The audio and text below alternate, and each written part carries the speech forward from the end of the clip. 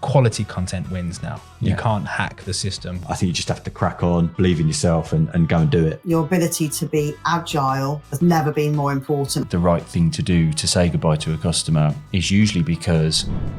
Welcome to this special episode of Content in Business, where we take the best bits and tips from the last 3 months of 2024. It's an episode packed with inspiration. We'll include which episode each clip is from and provide links to all of the episodes in the show notes.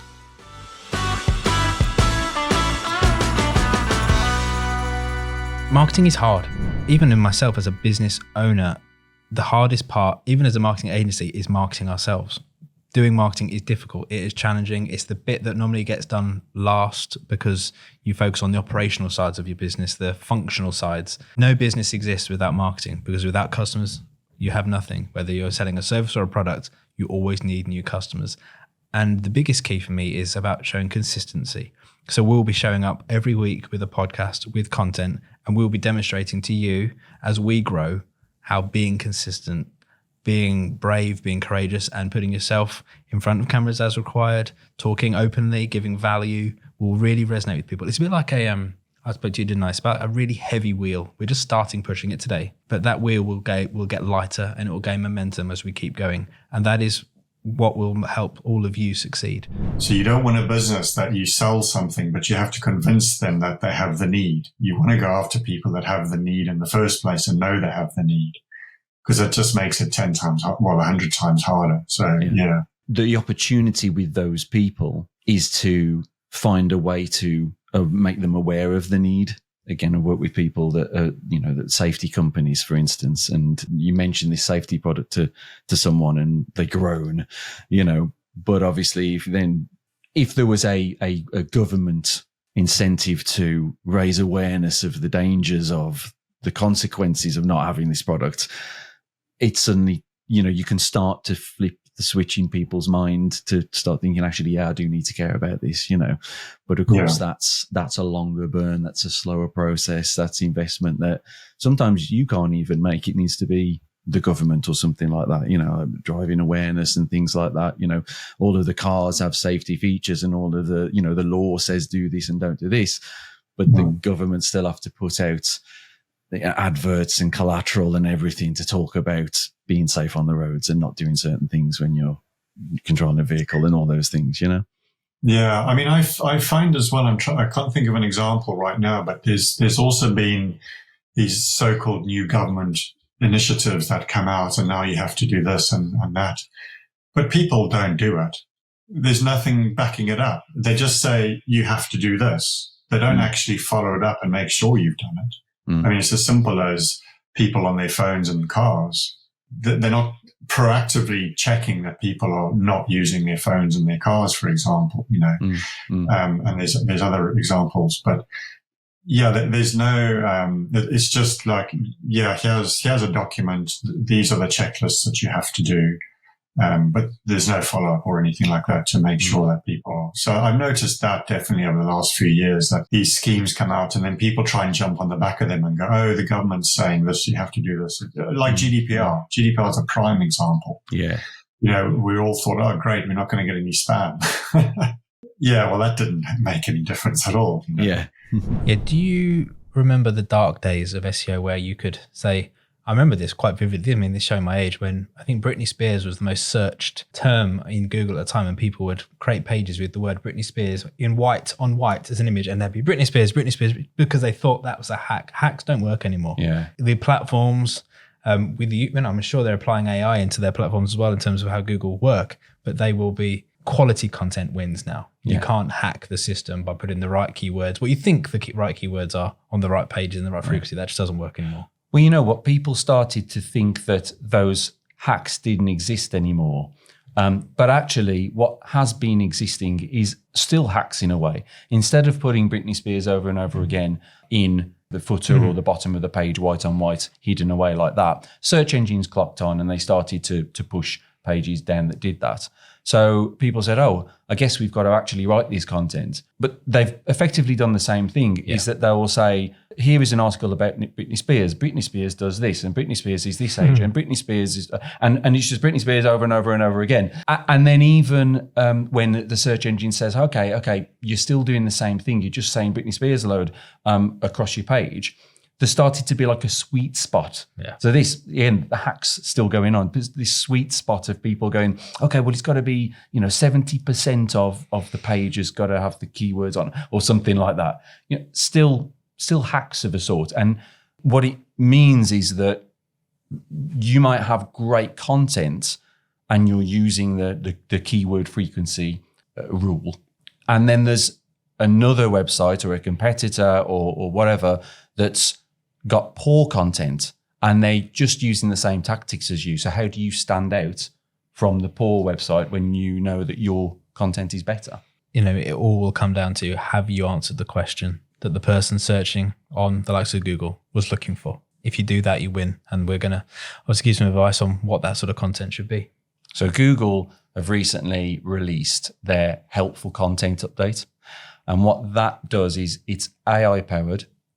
And it actually, rather than going to a site and having a look if the content, if the keyword appears enough times to think that it's relevant to what the person searched for, it will just actually go to the site now and read the content. And so your site will get shown in a search results page if the content on it actually answers the question, not just does it seem like the words you're using are related to that question, so maybe it does answer it, but actually does it. And this is where we talk about the developments of AI, understanding a little bit more, being able to read and digest information a bit more. That's how they're using it now. So Google will go and it will look and actually does it answer the question? And if it answers the question, then regardless of the number of keywords or refinement or layout of page or anything, and again, like I say, there's nuts and bolts that you should be doing on your website. It should be digestible, should be able to perform, but does the content answer the question? And that is what is going to make a difference as we go forward in SEO. In 2009, the world became addicted to catapulting birds at pigs. In 2012, they became even more addicted to Candy Crush Saga, which has been downloaded almost 3 billion times. It's nuts, isn't it? I think with those questions, they're easier because you can picture where you were playing the game. Like I was in Manchester with Jenny for one. I remember being in my house in Kenilworth playing Candy Crush, which came after. So that was a bit easier. There you go. There we go. Always good to learn a little fun fact. That's a bit of trivia for everyone. It's always fun with Si and Rob. Fun with Si and Rob. Let's get that written on a t-shirt. Yeah. Forget content in business t-shirts. No. We get Fun with Si and Rob t-shirts. All right. Stay true to your purpose, because everything hangs off that. It makes decisions easier and spending money easier. Know that things don't stay forever. Downtimes don't stay forever. I think we have a little mantra here, which is there's never been a problem that hasn't been solved.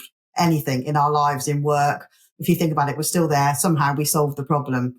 So, downtimes don't last forever.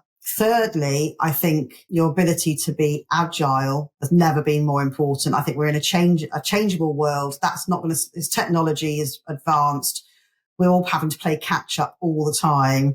And you need to be as nimble as possible. I think speak to, over the years, various businesses who whatever worked once upon a time, and you've sensed this frustration, which is, but it was going so well. It's going so well. And people don't want to change their habits or what worked before. It's not your fault. The market changes, businesses have to evolve and pivot, but still stay true to what you are about and where your knowledge is greatest and where your value is greatest. Because I think, the world has the ability to be more transactional than ever before. And therefore, if you can't demonstrate value, and that value comes from where your knowledge is greatest, you might have some short-term wins, but not long-term wins. So stay true to what you're about, change with the times in terms of your product offering, your service, how you talk about yourselves. I think that's my advice. We touched on it on a call the other day. On the micro level, things are always changing. But on the macro, generally things are the same. You know, there's always something going on in the world. There's always going to be some crisis of some sort. Right.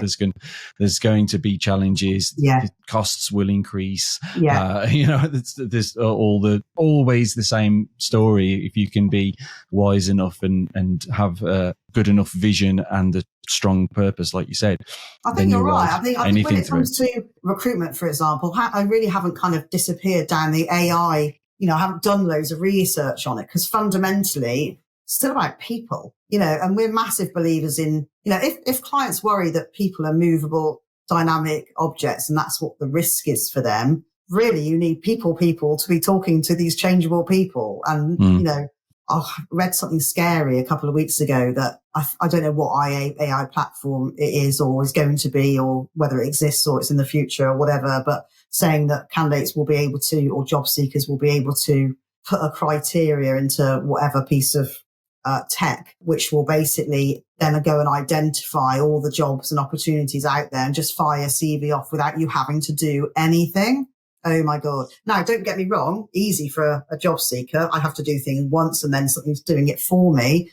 But for a client who's recruiting direct or for a recruiter, when you're getting hundreds of interested, whether that's applications or interested people through other channels, it's going to get worse with trusting who's serious. So yeah, being true to, I still believe there's a human factor in recruitment, which is going to be needed more than ever before.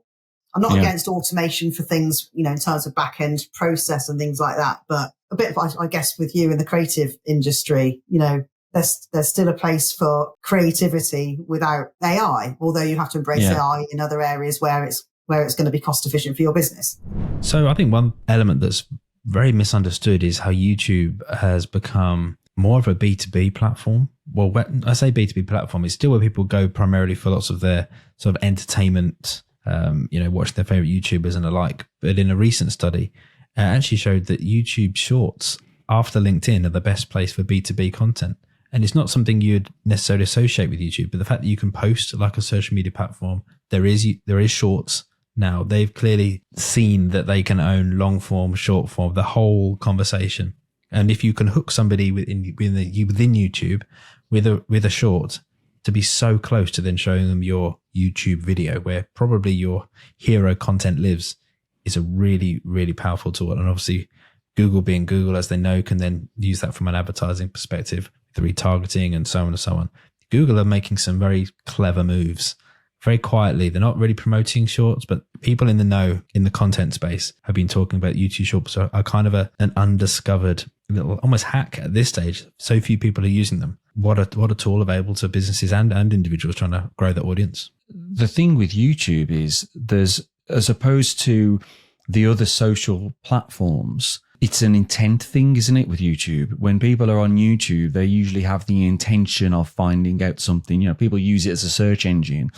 They have the intention of finding out something or sitting down and watching a piece of content. And so, yeah, if you can, rather than trying to kind of, you know, throw your content in someone's face that is kind of, you know, generally what's done through social, to try and get their attention as they're scrolling, it's a different story with YouTube because there is a level of scrolling. You just scroll through and the updates of the videos and things. But with the shorts, they generally appear at the top. They'll come up in search results. And actually, just to elaborate the points of posts, because the posts are different thing from shorts again. The posts are like literally like a Facebook post, and you can even post your own video. So you put your video on YouTube on your channel, and then you can actually create a post where you can write some copy and feature your video, which is actually different from just the normal, you know, your video appearing in someone's feed. So again, you've kind of got the social thing of popping up while people are scrolling, but again, there's just a baseline level of intent on YouTube, isn't there? I'm not quite sure what YouTube's long play is, but they're definitely trying to. I think what I admire about YouTube is they haven't settled with being one thing. They are the best place for video content, bar none. Never stop learning. I've just continued to absorb more information all the time. I think, I probably won't ever get better at that. And then you see something else, which then leads you to test something else. So it's always evolving. That's really insightful that you're doing that listening, you're asking those questions, and you're kind of monitoring and examining what others are doing, while, like you say, not letting it completely take over your business and just trying to please everybody. So many business owners and founders fall into the trap of getting really, really passionate about what they do, or what they intend to do, and really pushing that through, really believing, and the danger is believing your own hype then and going down the wrong route and all that. Having a vision, having a dream, having a purpose is going to be the key. But absolutely, that listening is really, really, really important. That's got to be a massive contributor, 100% to the journey so far. I think without it, we wouldn't see the response that we're getting. I think it's great. I mean, and also having the empathy, there's so many things that are not perfect with the shop. I don't have prices on clothes. And a lot of people go, oh, I don't see a price. No, just speak to me. I don't have the budget right now to get tags. And that's the truth. And I think people resonate with that. It is a difficult climate. And I'm starting a business because I want to do something for the community. I want something in my local area. But also having that conversation when I don't have the budget, but actually just speak to me. And I also encourage people to sort of have a barter and negotiate, because I want people to learn that sometimes you don't always have to go with the first price you're given. And it's also teaching skills at the same time, where a lot of people sort of, no, I don't like that. And I'm like, no, do it, try it and see what happens. You might get something for a little bit lower. You might have a good laugh. And I just love that about the shop. And I think that's been one of the best things to see, the success and the response. It seems to be really focused on that engagement side. I love the engagement side. I think that's one of my favorite parts of the business. I don't want to do it just to speak to 4 blank walls all the time. I love speaking to people and meeting new people, learning about their stories if they're having a bad day. I really treat the shop as if it's my living room. I've got my little biscuits, got cup of teas, and that's just really part of the way I was brought up as well. I know my mum would be killing me if I didn't have any sort of snacks to give to people or no refreshments. One of the things that I really wanted to achieve was the sort of cozy sort of vibe. One person goes, oh, it's so cozy in here. And I'm like, perfect. That is exactly what I was going for. Fulfillment. I have a saved folder on Instagram, which is just called Cats for Heidi. And then when I go home every day, she said, you got any cat videos for me today? And it's now become, the kids fight over who I do at bedtime because they think that's when they get to see funny cat videos. So you're creating an archive of the best. There's literally hundreds. The best cat videos on the internet. Heidi thinks there is a social media platform called Cats for Heidi because that's what she sees every day. Business idea? Business idea. She'd see, entrepreneur. But there's a theme, but I don't think that detracts from the reaction. So go on. Let's see if it makes you smile. Let's watch this.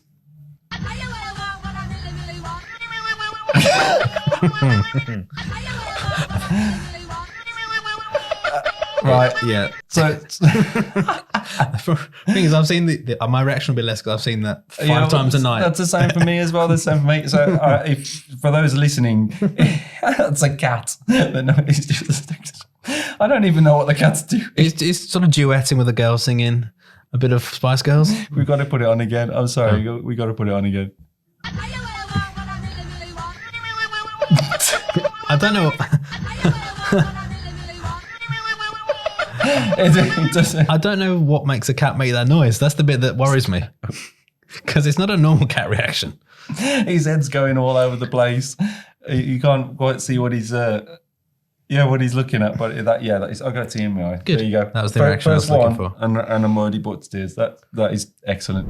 And it's kind of the basics that I personally believe that every person should, and we always come back to again. It's respect. It's it's having manners. It's being humble when you've made a mistake. It's saying thank you when you've appreciated something. I mean, for me, they're non-negotiables. You're never going to find people that are exactly the same as you. If you do, you win. I mean, there's people we've worked with for I must be talking like 7-8 years because we completely align. There's a respect that we don't even need to communicate very often because they respect me, I respect them. They trust the work that we do. We deliver every time. It's very, very easy. But it's not always going to be the case. And you will have to work with people that aren't completely aligned to you. But there are some non-negotiables that you should stick to. And it's not something I'd really considered before, but there's a terminology of knowing when to sack your customers. It sounds mad, doesn't it? Sacking a customer. But they won't give you what you want long term. forgetting the financial returns. They're not going to give to you in terms of your purpose and your why you get up every morning to do your work. And knowing when to say to walk away from someone is as powerful as when to bring. So we sort of talk about offboarding customers sometimes as well as onboarding. It's very important in the onboarding process that you have these conversations. You ask certain questions. You don't ask specifically sometimes, but you can probe and you can see the way that their team behave and so on and so on, and you get that real feel. But equally, it's very important to communicate on the way out as well. If you do decide to go the other way from a customer, it's very important. The whole end of the journey, it's important for them to understand why you're not aligned. And it applies to product and to services. We are a service business, so we lean into the service and way we're thinking. There are brands that won't sell products to certain types of people because it's not aligned to their vision and their brands. They don't want certain people driving their cars. They don't want certain people wearing their clothes because they know what they've set up to do and what their brand means.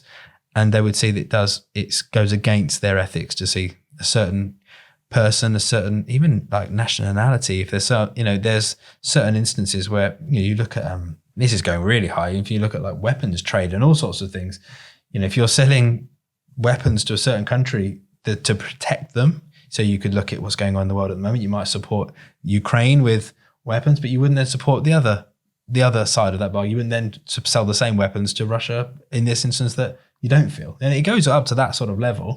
The business is business. It gets bigger and it gets smaller. It gets values. Values. Equally, some people would people politely ask certain customers to leave their restaurant because of the way they're behaving inside, because they're not aligned to their values. It goes from the smallest transaction to the biggest. Where you win is by being true to those values. Being brave sometimes to speak out when people don't. And remember that the reason that it's the right thing to do to say goodbye to a customer is usually because the time that you're spending trying to maintain a broken relationship or a relationship doesn't work is cost consuming because it's time, and time is money, especially in a service business when you're working for certain hours for a client, and that's the basis that you're potentially paid on. The more time you spend, the more money it costs you, the more it erodes your margin than when you make from that client. So you could keeping that client on board, even if they're a big client, could actually be a false economy. Yeah, and it's also to the detriment of your clients or customers that do align. Yeah, there's that part to consider as well. So yeah, why should the difficult customer get more time than the easy customer? Yeah, believe in yourself, and to kind of really make sure that you try and take all the noise around you away, because so many people, whether it's online, whether it's, LinkedIn content, whether it's friends and family, whether it's ex-colleagues, ex-bosses, everybody has an opinion and everybody wants to tell you something about how to do something that perhaps they've done a certain way whenever over their careers. And I think it's really important to take that noise as low as you possibly can and just focus on what you want to. You don't want to go out there and create a brand that already exists, right? You don't want to go out and create something that is there and copy somebody else, in essence. Yeah, don't get me wrong. Take some advice, listen to people. But when you're on this journey of setting out and building your own brand, you've got to ultimately believe in yourself and what you're doing. Otherwise, it doesn't really matter what anybody else is going to say. If you don't believe in number one, you're not going to make it work. So that would be my biggest piece of advice. Listen to number one, believe in yourself, be brave, and take the leap. Yeah, it's funny what you said there about, you don't want to be like somebody else. I've heard a really great quote of, if you just take from one person, it's stealing. But if you take from everybody, it's research. And that's what I would recommend to people when they're starting. You just look at the industry, look at everything, and you can take from everyone. That's research. If you just take from one business or want to be like them, that's just stealing, and that won't get you where you want to go. Yeah, you can burn hours, days, weeks and months in doing all that type of stuff. And, I've fallen foul of that previously. And I think you just have to crack on, believe in yourself and go and do it. What's the worst that can happen? Building a successful business is about having patience and having wisdom and having a long view on things, isn't it? And Daniel Priestley, the author of Oversubscribed, he said about, putting things in place so that the business is consistent and successful. New ideas will come along, But what one of the tips that he said was about doing almost like a survey type thing to say, we're thinking of launching this product within our range. It's a little bit different. It's something new. Going out to the existing audience, maybe even a new audience, and saying, what do you think of it? Or, would you like to be an early tester of this product? And actually getting a flavour for what's the appetite for it. Because if it's a tumbleweed, then you go, okay, maybe that's not a good idea. Maybe we shouldn't risk our business by kind of, going down this route. If you've got a good appetite there, it's something that you can potentially move into. But again, it's a very considered approach rather than snap judgments. And there's zero ego in that decision, because if there was ego at play, they would have done it regardless. Yeah. My idea is the right way. It took courage to ask, and you had to be humble if everyone said, no, that's a stupid idea. Yeah. That's really doing all three of the main skills we've spoken about in one moment. Yeah, that's a good point. If you could be massively passionate about something, but if it's not something that people want, then there's no point. It takes some courage to put your idea out there for everyone saying, no, that's a stupid idea. Yeah. I mean, that person should have some candor in how they gave that information in, but then be humble and say, yeah, maybe I was wrong. Yeah. But if you didn't, if you weren't courageous enough to ask your audience in the first place, you could have had a great idea which you never saw off the ground because you weren't willing to, let alone start it, but at least ask, is it a good idea? Yeah. Profit is not a dirty word. And I think one thing I have learned with all this is you've got to work out your margins and make sure that profit's there all the time. It's hard to do. It is really hard to do. That's why not everyone runs businesses. And that's why I still look and think, well, I can do better. I can do more. There's a way I can progress this business and make more money. Whereas somebody might look at me and go, well, you're really successful. Well, for me, I'll look and go, well, I don't really see that as success. I see this as like, I'm still on the journey of like progressing, if that makes sense. Profit is not a dirty word, and don't be afraid of making your margins and standing your ground and actually walking away from jobs. I've had jobs where people want you to do it for X amount of money. You can go, before, when I first started, it's like, yes, I'll do it because I need the money. You need to build your business. When you actually stand back to say no, because I value my own time and money, I value myself and my business and everything I do at this, and you're asking me to do it for less, I'd rather walk away. And not be in the rat race to do things for nothing. And I think I find that with the work we do, a lot of the time it's like, oh, these guys are doing it cheaper. Well, at the time, sometimes you'll look and go, yeah, okay, I can lower my price. But actually, once you start being established in business, you shouldn't be. If you value your cost at that's what you should push forward. And I think the only way you can progress business is by actually standing by that and doing that. 100%. And not being afraid to make profit, because that's the key in a successful business. Yeah, you're absolutely right. I think that key message there really is that value. If you know that the value is not in terms of value, cheap value, it's quality value. It's the complete flip side of it, and that's usually the anchor that people place. Is it a price thing or is it a quality thing? You can be a business that's focused on price, but inevitably you will have to be the kind of business that offers low quality. If you're a business that focuses on quality, then you can command that higher price because it's value.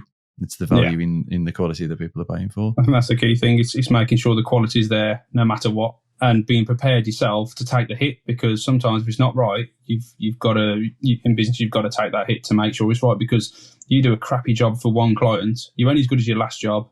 And again, it's quite a cliche thing, but it is. If you do a really bad job for that client, they will never book you on again. You do a good job for that client, you may have 10 bookings ahead, and that might cost you money to do that. And for me, it's cost me a fortune over the years just making sure. And you take losses. You have people roll on you and all that kind of thing. So that's the key point I would make is just don't be afraid. If you're good at what you do, the money will follow. And I'm a stickler for detail and not being afraid to stand your ground, although awkward sometimes in awkward situations. You go, no, that's the cost, and being prepared to walk away for your own, because you value yourself. Are you subscribed to stay up to date on future Content and Business episodes? While you're at it, follow Si McMahon and Content and Business across social media too.